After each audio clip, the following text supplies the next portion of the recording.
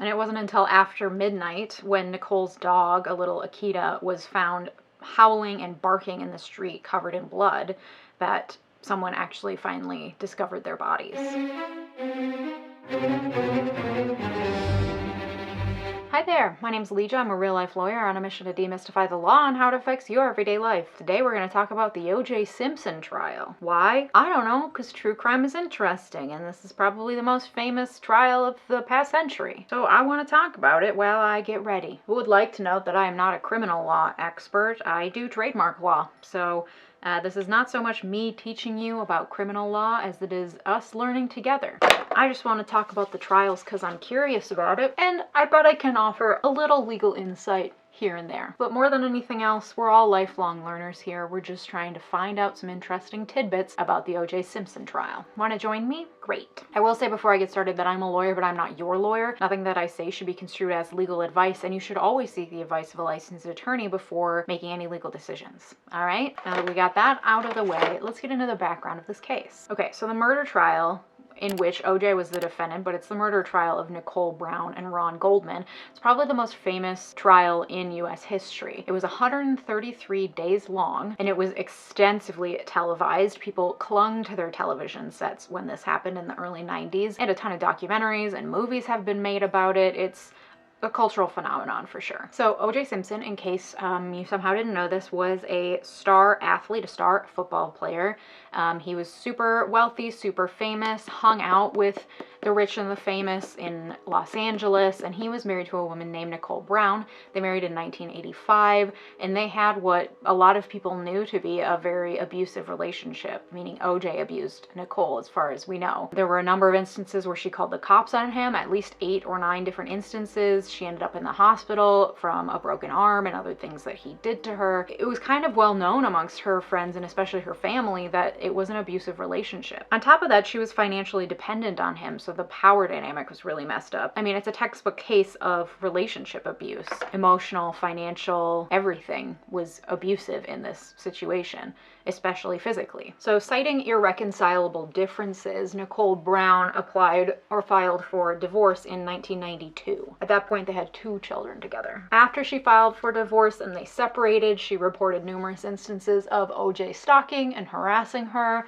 threatening her, saying that if she was ever with another man, he would kill her. Again, really awful, but pretty textbook abusive behavior. Because here's the thing about abusive relationships is a lot of times they end in death. And I think this case shed a lot of light onto relationship abuse in the early 90s before there was ever a ton of coverage of it. So after 7 years of an abusive marriage and 2 years of being harassed by OJ, on the night of June 12th, 1994, Nicole attended a recital that one of her children was putting on at the middle school near their home in Brentwood, California. Later that night, the family went out to a dinner at a restaurant called Mesa Luna near their home, and Nicole's mother forgot a pair of glasses at the restaurant, and so someone from the family called the restaurant and said that the glasses were forgotten, and so a man named Ron Goldman, who was a waiter there and was a kind of new friend of Nicole's, though there was a lot of conjecture that he was more than just a friend, he was a waiter there, so he grabbed the glasses, put them in a white envelope, and took them to Nicole's residence in Brentwood, a couple blocks away. OJ also lived in Brentwood, about a 6-minute drive from Nicole's house. At some point around 10 p.m. that night, Ron Goldman arrived at Nicole's residence, and while he was delivering the glasses just inside the entrance to Nicole's property, the 2 were attacked, and Nicole's throat was slit so deep that it almost fully severed her head from her body, and Ron Goldman was stabbed at least 30 times. And it wasn't until after midnight when Nicole's dog, a little Akita, was found howling and barking in the street covered in blood that someone actually finally discovered their bodies. Meanwhile, at OJ Simpson's home, he had a limo driver waiting to pick him up to take him to the airport for his flight to Chicago at 10:30 p.m. When the limo driver got there, OJ was not there. He rang the buzzer a few times, no one answered. He called the dispatch of the limo service and said that no one was there. Then at around Then at around like 10:55, 10:57 p.m., he saw what looked like a tall, shadowy figure of around 200 pounds walk into the house. At this same time, OJ had a guest living in the guest house behind his home, and that guest, whose name was Cato, stated that he heard a bunch of loud bangs right on the wall of his living quarters around that same time, or slightly before that. Then, at a couple minutes after 11, OJ Simpson finally appeared, claiming that he had overslept and forgot about the limo service. So the limo service took him to the airport, he got on a plane, and he flew to Chicago that next day. And the next day, the cops called OJ to inform him that his wife, or ex-wife, had been murdered, and his response was a little weird. He didn't ask how or why or when, he asked who killed her, and that was it. Which, like, if you really think about it, if you found out that a loved one of yours was murdered, probably not the first question you're gonna ask. But, you know, who knows? I'm not OJ. Maybe his brain works differently than mine. His brain probably works differently than mine, I hope. Anyway, so he gets on the next flight home from Chicago to LA. When he gets home, the police questioned him for about half an hour. They asked him basic questions, but not really anything too in-depth. They did ask him, he had a cut on his hand, his left hand, and they asked what that was from. And at first he claimed he didn't know what it was from, and then later in the interview he said that he had cut it somehow while like reaching into his Bronco, which was his car, and then reopened the cut when he found out about Nicole's murder, and he slammed his hand down and it hit some glass or something. That was his story. All right, so after that immediate questioning, the cops didn't have quite enough to get him to arrest him, but they started immediately gathering evidence, and it was clear pretty quickly that he was their prime suspect. So let's go over the evidence that they actually had against OJ at this point. Okay, so they found a hat at the crime scene, like a knit cap that had OJ's hair on it. There was OJ's hair on Ron Goldman's shirt. There was a fiber from the inside of OJ's Bronco found on the cap, which was found at the crime scene. OJ's blood was found at the scene of the crime. There were bloody footprints at the scene of the crime that matched OJ's size 12 shoes. Though the pattern of shoe that they matched, it was like a blue Mogli, I don't know how to pronounce it. He claimed to not own a pair of those, which is notable for reasons we'll get to later. They found Nicole's blood on a pair of socks at OJ's residence. They found blood all over his Bronco, and they found 2 bloody gloves, one at the scene of the crime and a matching one behind the guest house at OJ's house. So obviously, I mean, this was enough to get a warrant for OJ's arrest. I mean, he was their prime suspect. However, his lawyer, Robert Shapiro, made a deal with the police that OJ would turn himself in, and then that time came and went, and he did not turn himself in, so they went to his residence and realized that he ran away. He was a fugitive. They didn't know where he was, and he left a note that sounded quite a bit like a suicide note. Then, however, he made a phone call to 911, and he was in the back of a Bronco, a white Bronco, driving down the highway in LA, and from there ensued the slowest, most famous car chase in history, which I'm sure you've heard of. It was just the white Bronco driving at like 35 miles an hour down the highway in LA with a bunch of cops trailing him, and then also a bunch of TV crew, either in helicopters or in cars trailing, and then a bunch of people who were just curious who saw him were also trailing. So it was just this like parade basically down a highway in LA that eventually, after an hour of him driving around, his friend was driving, he was in the car with a gun to his head, and he called the cops, or called a number of people, kind of threatening his own life and saying, you know, she didn't deserve to die and blah, blah, blah. All he did was love her and that he deserved to die. Eventually it ended at his residence in Brentwood, where a bunch of cops are waiting, as well as a just line of people along his block waiting with like signs and stuff. And then he was arrested on the spot at his residence. The thing that's important to note here is that, like, he was a national hero, especially for people of color, but just generally, like, he was seen as this, like, sports god. He was also, like, a black kid from the projects who made it out. He used sports, he got out, he was fabulously wealthy, he hung out with celebrities. Like, he was seen as this, like, American dream figure, so a lot of people were rooting for him. Another thing that's important to note about this story is that this was happening in 1994. The Rodney King riots in LA happened in 1992. If you're not familiar, that's when a black man named Rodney King was severely beaten by 5 police officers. It was caught on tape, and then all 5 police officers were acquitted of any charges for the beating, even though it was caught on tape. Sound familiar? And so that led to riots all over the city of LA. LA was just burning. I think like 63 people died during the riots. Hundreds and thousands were injured and arrested. It was huge.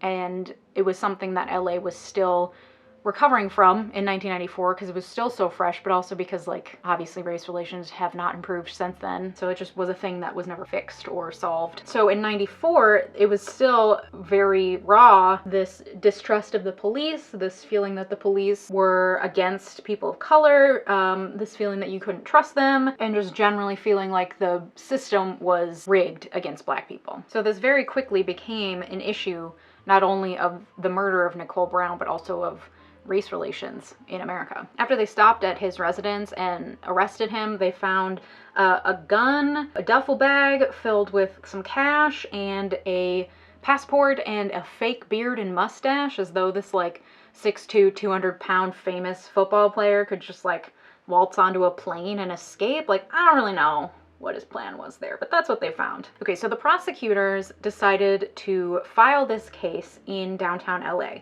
Prosecutors have some leeway in terms of where they file a case. For different reasons, there's different strategic purposes for where you might file a case. Say the judges in one region are more prosecution friendly, even though they're not supposed to be. This issue especially comes up though when thinking about jury selection. There has been some criticism of them choosing to file this in the courts of downtown LA because geographically it would have made more sense for them to have filed them in Santa Monica. However, downtown LA is extremely racially diverse, whereas Santa Monica is pretty white and suburban.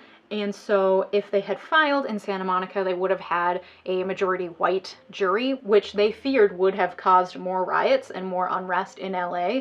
So there's speculation that they chose to file it in downtown LA just to avoid any sort of unrest. They also claimed to have filed it in downtown LA just because that's where the prosecutors worked out of, and that's where the media was, so it would just be easier to handle the quantity of media and just handle the size of the case. Okay, so OJ is arraigned in July 1994, and he pleads not guilty. He says 100% absolutely not guilty, and then that's when the case enters what's called the discovery phase. Discovery is just when the case is entering the phase where you are finding the evidence that you need to support your case or to knock down the prosecution's case. You are exchanging documents with the other side. There is a certain amount of decorum and cooperation that's expected on both sides. You're supposed to share the witnesses that you're going to be using, any information you have regarding the case, any documents you have regarding the case, any experts you're going to use. If you're calling in forensic experts, things like that, you have to disclose all that to the other side.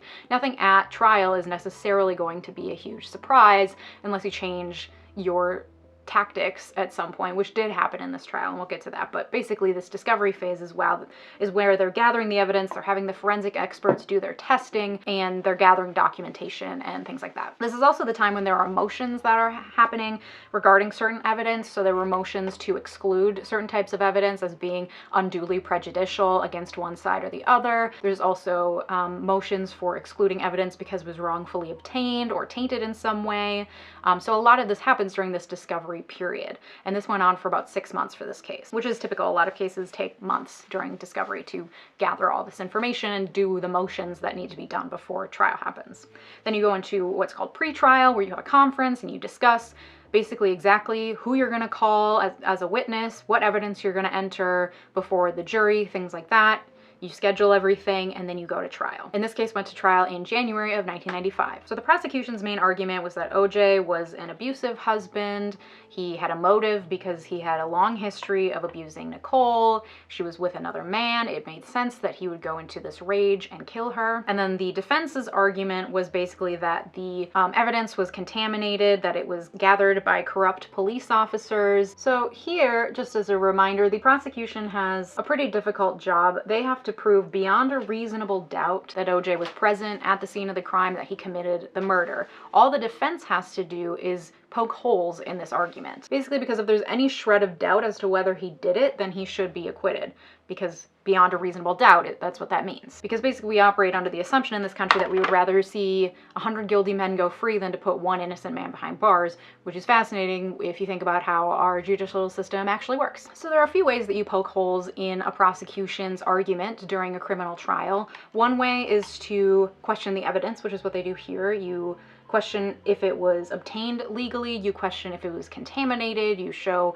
how there was bias or corruption or something with the evidence just doesn't work. You can also undermine the witnesses that they have against the defendant by impeaching them, is what it's called. You basically say they can't be trusted because here is evidence of other times they've lied, here's evidence of past behavior that they've exhibited that clearly shows that they can't be trusted, or here's evidence of bias that they might have that would make them lie in this situation. And that's the way to get the jury to doubt whether the witnesses against the defendant can actually be trusted, and that will put the inkling of doubt that you need in the mind of the jury so that they theoretically won't convict. So at trial, basically the way that you get evidence entered in front of the jury usually is through calling a witness. If you want the jury to see something, you need to have a human being that you can call as a witness or depose.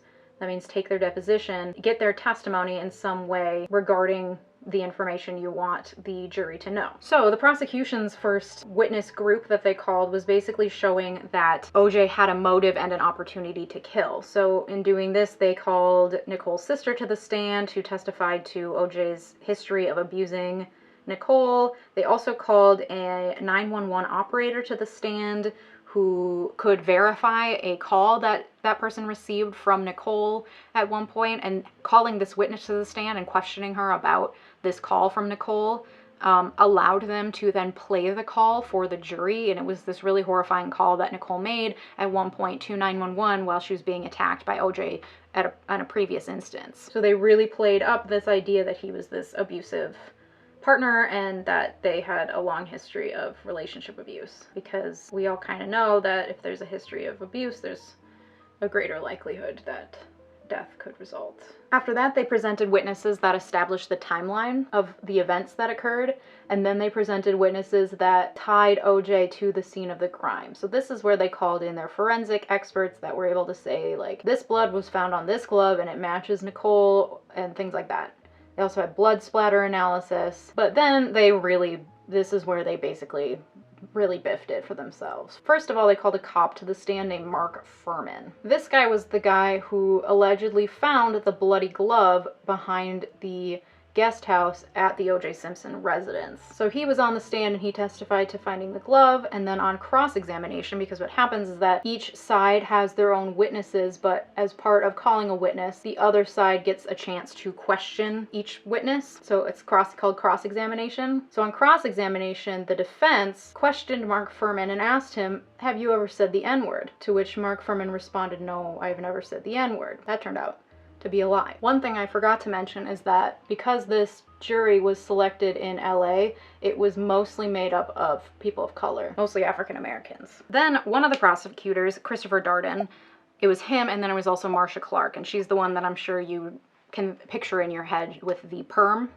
Yeah, that lady, that's Marcia. She didn't want to do this, but Christopher Darden, the other prosecutor, really wanted to have OJ try on the glove, because under the theory that the glove would fit him, and so it would further prove that he did it. However, Marcia knew, and the defense knew, that he could easily feign it not fitting, but also the gloves were in evidence, so he couldn't just put the glove on his bare hand. He would have to wear a latex glove under it in order to put the other glove on top of it. So his hand's going to be made bigger by having to wear a latex glove on it, on top of the fact that it was covered in blood. Blood is wet. Leather can shrink when it gets wet.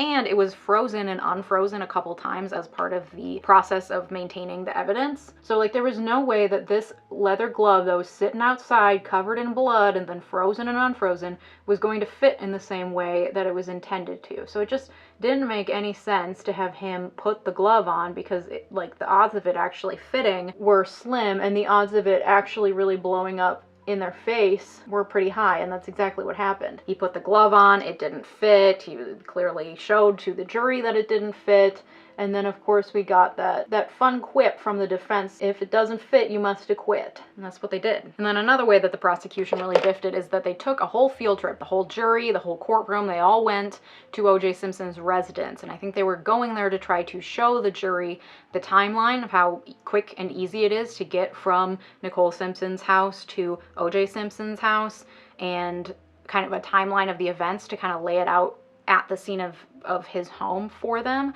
However, when they took a tour of the inside of his home, the defense had removed some art and some pictures. So instead of having pictures of him with a bunch of white celebrities, they put pictures of him with his black family members. They put a Bible prominently in his home. So this prominently African-American jury was going to feel theoretically more sympathetic towards him, seeing people that look like them in his house, being reminded that he was like a black man that had overcome a lot, that he was a good Christian, things like that they planted in this house to make him look better. And it ultimately helped the defense more than it helped the prosecution. So after these snafus, it was the defense's turn to call their witnesses.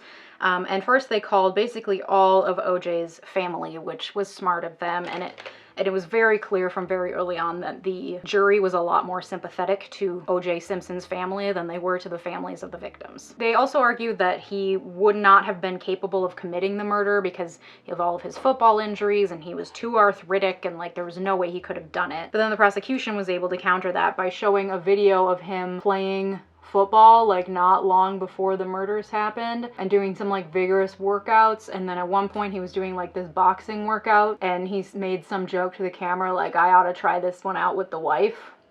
Yikes. So that argument didn't really stick too well. But then the defense really put the nail in the coffin because they called this aspiring screenwriter to the stand. Her name was Laura Hart McKinney, and she had interviewed Mark Fuhrman, remember that cop that they had called to the stand on the prosecution side? She had interviewed him in the past for some screenplay she wanted to write. She was doing some research or something, and she got him on tape saying the N-word over and over and over again, and also claiming that he would plant evidence as a means of getting a conviction for a defendant. Not good. So this allowed for the defense to put forth a really strong argument. Well, I don't know how strong it was, just like logically speaking, but it was strong in the minds of the jurors, obviously. They were able to put forth this argument that Mark Fuhrman had actually planted the bloody glove that was found at OJ Simpson's residence. So they were able to play up this sentiment that was already really strong, which was that the cops were bad people that had it out against black people. And they weren't fucking wrong. And they knew that, and they knew that the jury knew that. And then finally, the final nail in the coffin was that they had a forensic expert come up who was this like soft-spoken, really trustworthy seeming scientist guy who really didn't poke a ton of holes in the forensic DNA evidence that the prosecution had presented, but he said that something seemed off, and that was enough to instill doubt in the minds of the jurors as to the veracity of the blood evidence that the prosecution had presented. And again, all that the defense had to do was poke enough holes in the prosecution's argument to put a reasonable doubt in the mind of jurors. And that's exactly what they did. After 133 days of trial, over 150 witnesses called to the stand, and over $15 million invested in this case, the jury deliberated for all of about 3 hours before acquitting OJ of the murder. It was the longest trial in California history at that point. After the end of the criminal trial, OJ was sued in civil court. Basically how that works is that even though someone is acquitted criminally for something, the families of the victims can still sue them civilly in civil court. That is, the families are doing the suing, not the state, in order to get damages for wrongful death, or at the very least some sort of like negligence or something that he did wrong that led to the death of their family members. And what's different is that in civil court, the standard of proof, so remember in criminal court, they have to be convicted beyond a reasonable doubt. The evidence has to show beyond a reasonable doubt that they did the crime. In civil court, that standard of proof is lower. The plaintiffs just have to show by a preponderance of the evidence that he committed the crime. And here they had the evidence that was used against him in the criminal case. They had a more sympathetic jury, and they had some new evidence, which was that he had lied about whether or not he owned those shoes that had the footprint that was found at the scene of the crime. There was photos of him wearing the shoes that proved that he did own the type of shoes that left the footprint in blood at the scene of the crime. And this was enough to convince that jury that, at least by preponderance of the evidence, he committed the crime. He killed Nicole and Ron. And that jury ordered him to pay the families a total of $33.5 million. And that's the story of the murder trial of OJ Simpson after the death of Nicole Brown Simpson and Ron Goldman. And this is my finished look. It was a trial that brought police brutality to the forefront yet again in the American conscious. It brought domestic abuse to the forefront in a way that was new for that era, and that started a lot of important conversations around domestic violence and the nature of domestic violence. And it was a cultural moment that a lot of people who were, you know, teens or adults at that time remember distinctively. I was only like 3 years old, so I was probably pretty busy with Sesame Street, but I hope that you found this video informative and entertaining. If you did, please give it a thumbs up below. If there are other murders or true crime that you'd like me to cover, please comment that down below as well. And hit that subscribe button if you want to hear more from me. Thank you so much for watching. Have a good day. Goodbye.